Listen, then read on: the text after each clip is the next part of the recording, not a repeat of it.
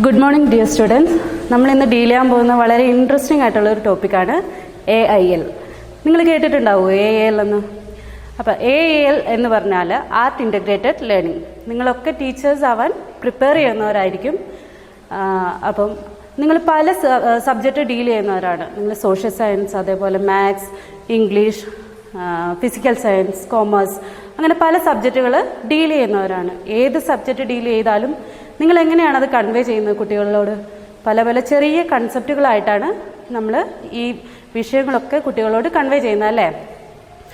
അപ്പോൾ ഈ കൺസെപ്റ്റൊക്കെ വളരെ ഈസി ആയിട്ട് എഫക്റ്റീവായിട്ട് യൂസ് ചെയ്യാൻ അവരോട് കൺവേ ചെയ്യാൻ വേണ്ടിയിട്ട് നിങ്ങൾ ഉപയോഗിക്കുന്ന കുറച്ച് ടൂൾസ് ഉണ്ട്, ടെക്നിക്സ് ഉണ്ട്, അല്ലേ?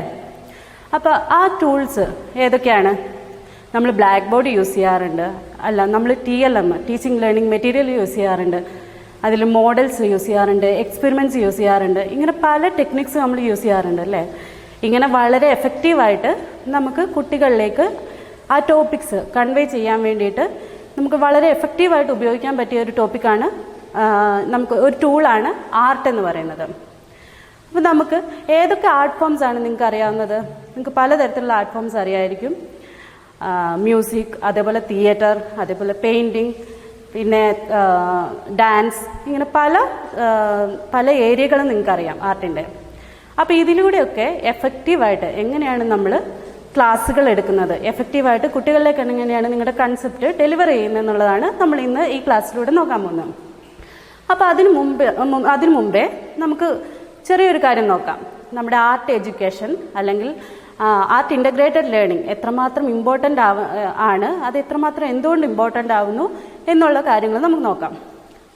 അപ്പം നിങ്ങളൊന്ന് ആലോചിച്ച് നോക്കിക്കേ, നമ്മുടെ ആദിമ മനുഷ്യന്മാർ, നമ്മുടെ പിതാക്കന്മാർ എങ്ങനെയായിരുന്നു കമ്മ്യൂണിക്കേറ്റ് ചെയ്തുകൊണ്ടിരുന്നത്? അവർ പരസ്പരം കമ്മ്യൂണിക്കേറ്റ് ചെയ്തിരുന്നത് പല പല സിമ്പിൾസിലൂടെയായിരുന്നു. അവരെന്തായിരുന്നു? ഹണ്ടർ ഗാദറേഴ്സ് ആയിരുന്നു, അല്ലേ? പുറത്തു പോയി വേട്ടയാടി ജീവിച്ചിരുന്ന ആൾക്കാരായിരുന്നു അവർ. അപ്പോൾ വേട്ടയാടാൻ പോകുമ്പോൾ ഇവരെന്ത് ചെയ്യും? അവർ താമസിച്ചിരുന്ന ഗുഹകളിലായിരുന്നു. അവർ ആ ഗുഹകളിൽ ചിത്രങ്ങൾ കോറിയിടും. അവർ ഡിഫീറ്റ് ചെയ്യാൻ പോകുന്ന മൃഗങ്ങളുടെ ചിത്രങ്ങൾ കോറിയിടും. എന്നിട്ട് അവരെന്ത് ചെയ്യും? അവരുടെ കൈ പല പെയിന്റ് കൊണ്ട് പതിപ്പിക്കും.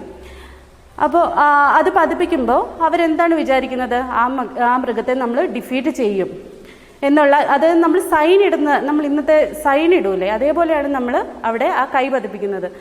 അപ്പോൾ അവർ വിചാരിക്കുന്നത് എന്താണ്? നമ്മൾ ഈ ആനിമലിനെ ഡിഫീറ്റ് ചെയ്യും. അപ്പോൾ ഡിഫീറ്റ് ചെയ്യുന്ന ആ ഒരു മാജിക്കൽ പവർ ആ ഇമേജിനുണ്ടെന്ന് അവർ വിചാരിച്ചിരുന്നു. അങ്ങനെ അവർ ഹണ്ട് ചെയ്യാൻ പോകും. അതേപോലെ പുറത്തുനിന്ന് കേൾക്കുന്ന ഒരു മൃഗം എങ്ങനെയാണ് നടക്കുന്നതെന്ന് അവർ കൂടെയുള്ളവരോട് ഇമിറ്റേറ്റ് ചെയ്ത് കാണിക്കും. അതേപോലെ അത് വരച്ച് കാണിക്കും. അല്ലെങ്കിൽ ആ കിളിയുടെ സൗണ്ട്, അല്ലെങ്കിൽ ആ മൃഗത്തിൻ്റെ സൗണ്ട് ഇമിറ്റേറ്റ് ചെയ്ത് കേൾപ്പിക്കുമല്ലേ? അപ്പോൾ അങ്ങനെയാണ് കമ്മ്യൂണിക്കേഷൻ്റെ ആദ്യത്തെ ഫോംസ് ഉണ്ടായത്. ഒന്ന് ആലോചിച്ച് നോക്കിയേ, നമുക്ക് ആദ്യത്തെ ആർട്ട് ഫോംസ് അല്ലേ അതൊക്കെ? അപ്പം ഇങ്ങനെയാണ് മനുഷ്യൻ ആദ്യം കമ്മ്യൂണിക്കേറ്റ് ചെയ്തുകൊണ്ടിരുന്നത്. അതുകൊണ്ട് തന്നെ വളരെ എഫക്റ്റീവായിട്ട് കമ്മ്യൂണിക്കേറ്റ് ചെയ്യാൻ പറ്റിയ ഒരു ഏരിയയാണ്, ഒരു ടൂളാണ് ആർട്ട് എന്ന് പറയുന്നത്.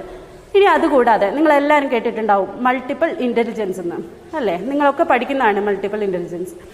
അപ്പോൾ പലതരത്തിലുള്ള മൾട്ടിപ്പിൾ ഇൻ്റലിജൻസ് എന്തിനാണ് നമ്മൾ ഡെവലപ്പ് ചെയ്യുന്നത്? ഈ സ്കില്ല് ഡെവലപ്പ് ചെയ്താലേ നമുക്ക് പഠിക്കാനോ അല്ലെങ്കിൽ വേറെ എന്ത് പ്രവൃത്തികൾ ചെയ്യാനോ പറ്റുള്ളൂ, അല്ലേ?